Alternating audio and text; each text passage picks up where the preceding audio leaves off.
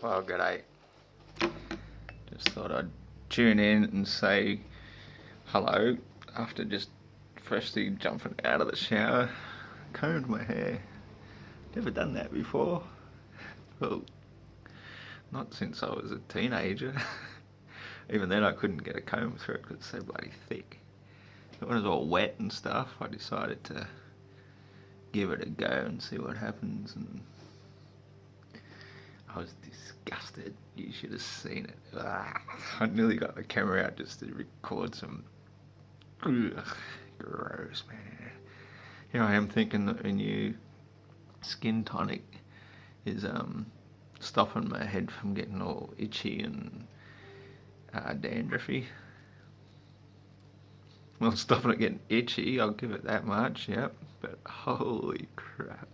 I was getting cakes of this yellow crap in every stroke. It looked just disgusting. So I might have to go and shave it off tomorrow before I go to work. I don't know yet. Anyway, my point is I'd like to just drop by and let you know that there's a saying that I have, and I thought I'd share it with you. And it's called, every day, in every way, I'm getting better and better. It's a good mantra to keep in the back of your mind, or in the front of your mind, or in your... The only reason I bring it up is because I've been having very interesting discussions today. I know, I should stay off the internet. It's not good for my mental well-being.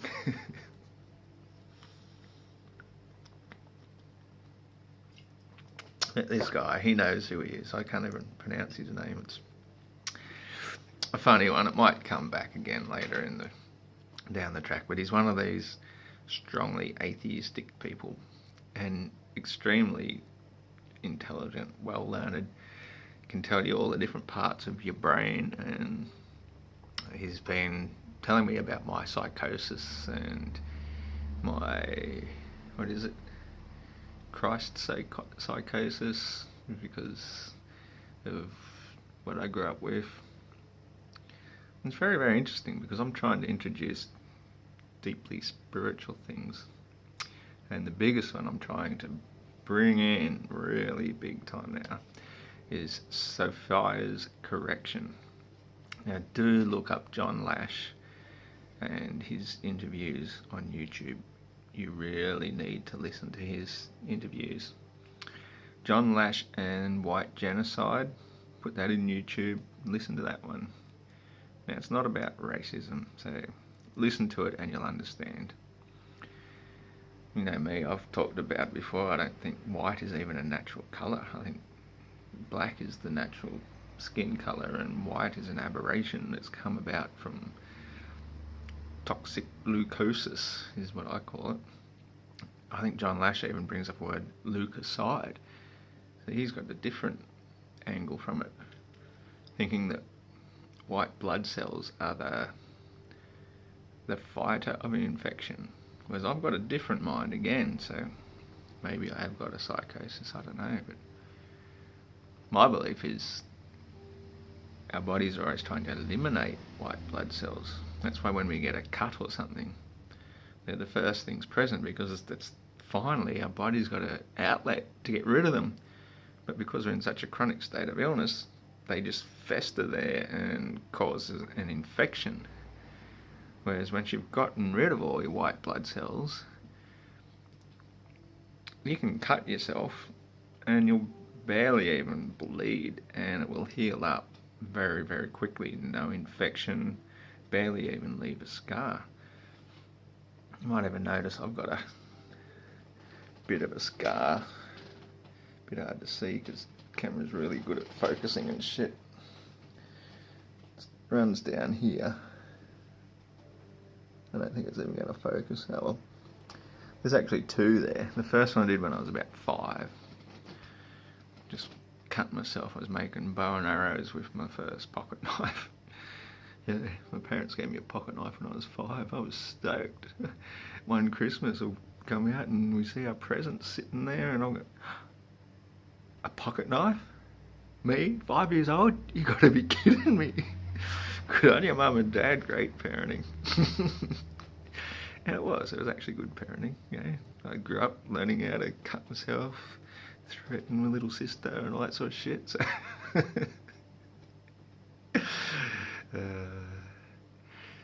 and it's left a decent scar that stayed there my whole life. And then I cut almost in exactly the same spot just a few years back. And this is another time. It was a Sunday afternoon, actually. Been having a few beers in the backyard and had one of those portable carports in the backyard. Now this is really redneck. This is just the bomb. True Aussie style. Had an old pool table out in the backyard, levelled off this bit. Put down some pavers to keep it level. Put some carpet down.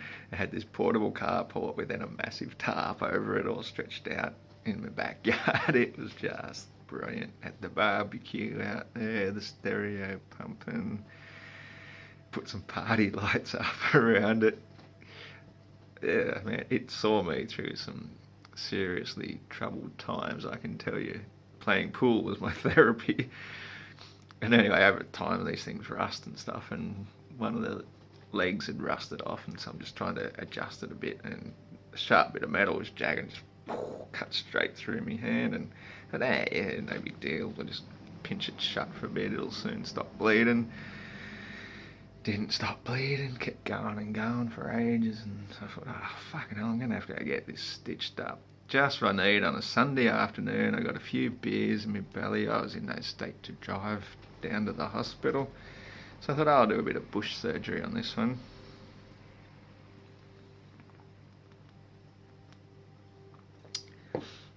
So I thought, well, how would you close up a wound that won't stop bleeding? Normally I do stop bleeding, but I think the alcohol in my blood had thinned it out a bit, so it just wouldn't stop. I was getting a bit annoyed with this because I didn't want to bleed all over my pool table. I mean, it wasn't the best pool table ever. It had a few lumps and bumps and some dodgy corners, pockets and stuff, but it was playable. It was challenging, and I had a lot of good times around that thing. So what are you gonna do? I had like the big pavers, the 400mm squared ones, and I had my little fireplace in there. I just had one on the bottom, three around the side, I think, maybe a half one at the front. So it was just a cool little fireplace. Kept me warm in winter time, and had plenty of firewood around. Had some big eucalyptus trees and everything. So I just decided, well, okay, I'm going to cauterize it. I'll seal it shut by burning it shut. So I put a fork in the fireplace to heat it right up, really hot. After I thought it was hot enough, I took it out and just held it there. I was like, oh, yeah, that hurts, but I think it's going to work. Took it off, and it looked as though it was going to work, but I don't know, 5 minutes later it was open again and bleeding again. So fuck it, I'm going to have to do this properly. So fork back in the fireplace again. This time I'm going to do it right. Heated it up till it was nowhere near red hot. The fire wasn't that sort of hot. I didn't have bellows on it or anything. It was just but I got it super duper hot, and this time I really did it properly. And that's what I've got now. These, yeah, you really can't see it in that light. Little fork marks all the way down, but it worked, eh? And here's another little thing you should know about having wounds. If you've got a clean body that doesn't leak out pus every time you get a cut, is that it took a couple of weeks to heal, and it looked pretty yuck at the time. And all these old dudes, I still used to go bowling all the time. These old dudes were looking at it and goes, oh, you should put a dressing on that. You should get stitches or blah, blah, blah. And I said, no, it's all right. I'd only just read recently about how it makes no difference to a wound whether you get it stitched or not. So I thought, I'm going to use this as an experiment.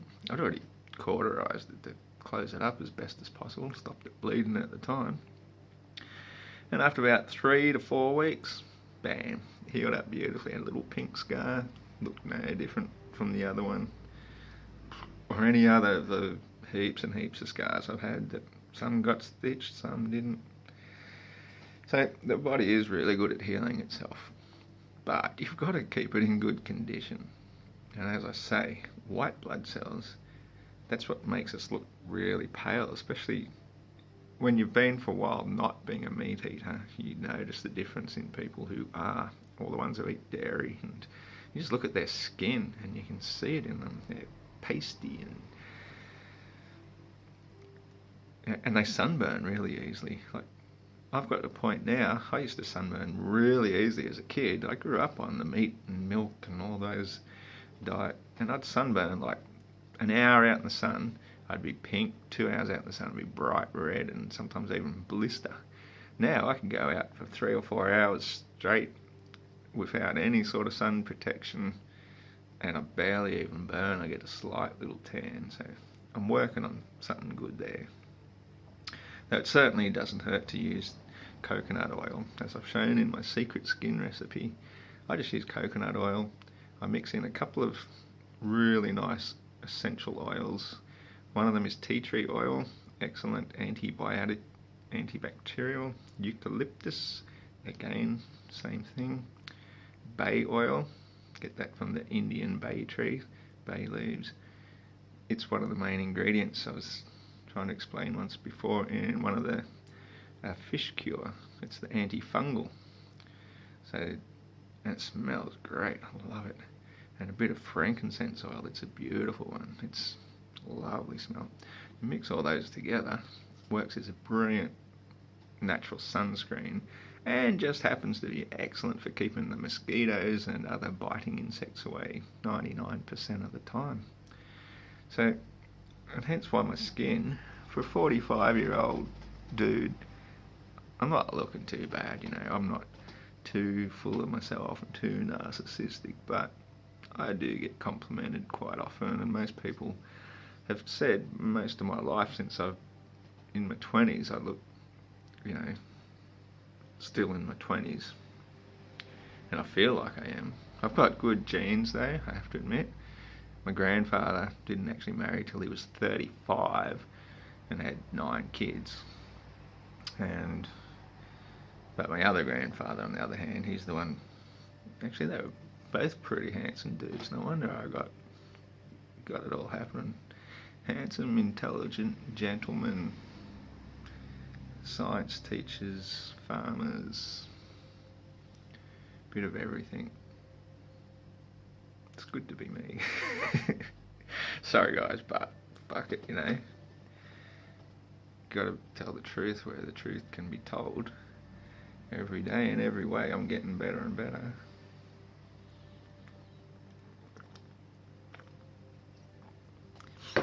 So going back to Mr. Brains today, who I've been having some interesting discussions with.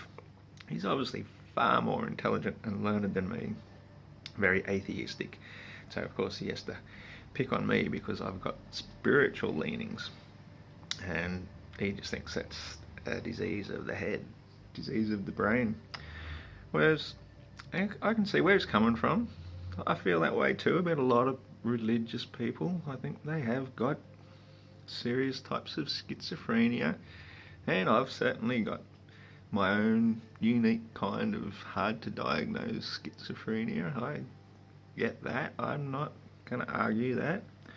And he knows all these different parts of the brain and parts that should be checked out and how you need help and all this. But the thing is, I haven't gotten back to him completely. I've had some really good rants which are completely, I think, thrown him for a bit of a six. He wasn't expecting that. No one's ever come at him from that angle before.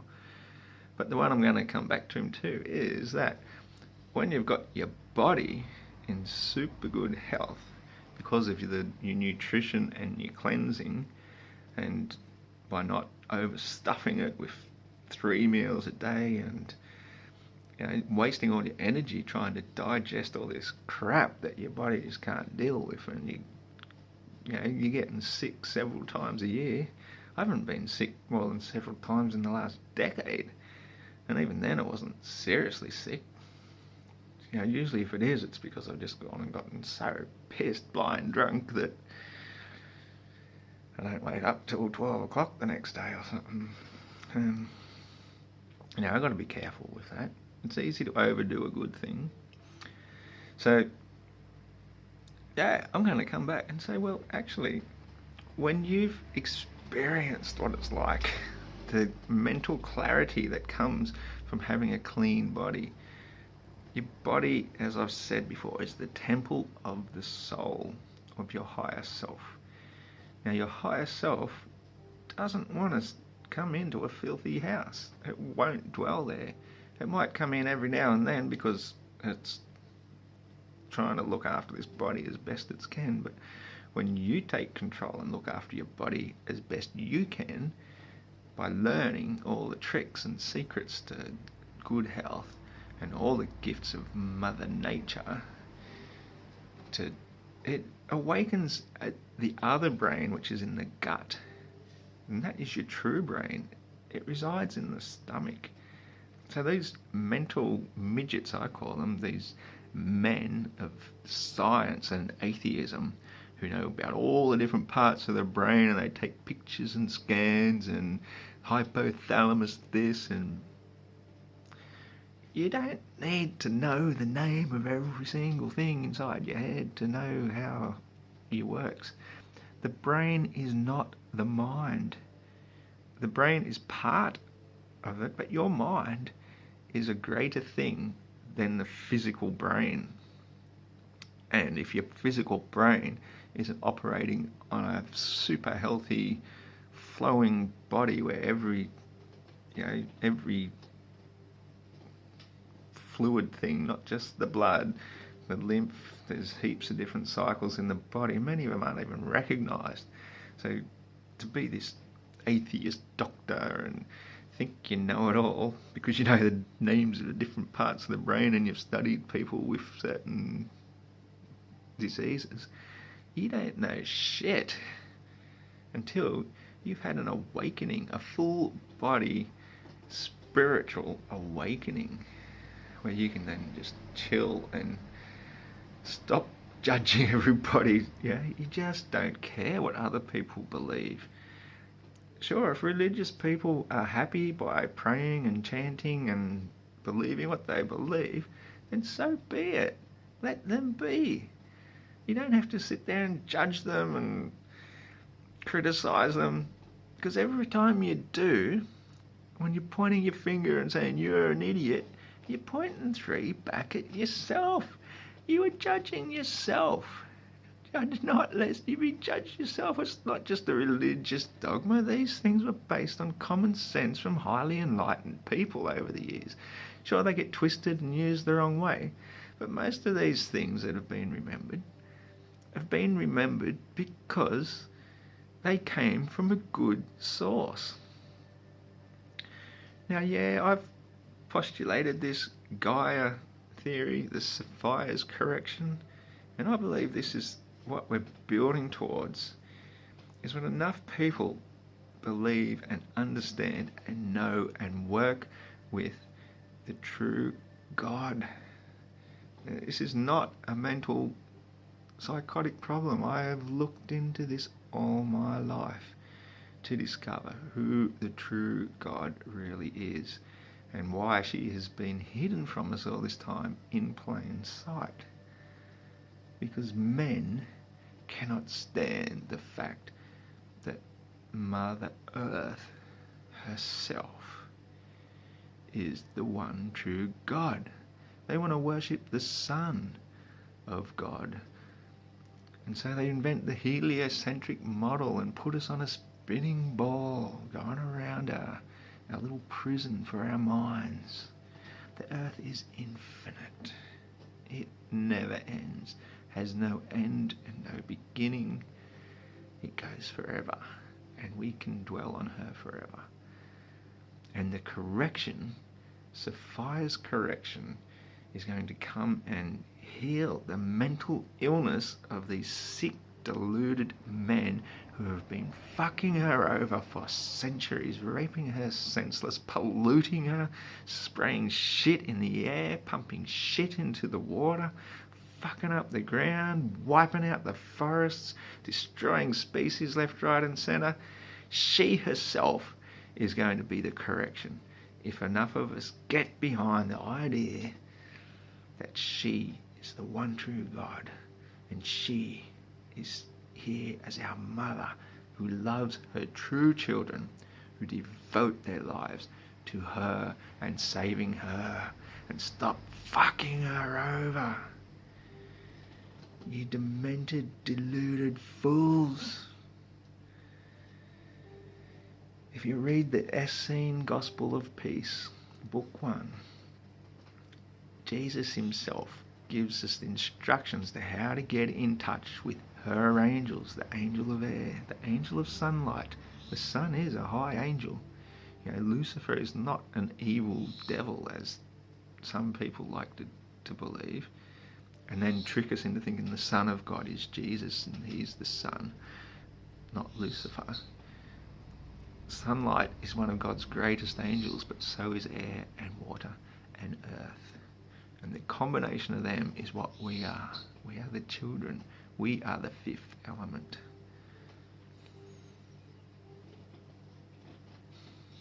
I think I'll leave you with that thought. Have a good one.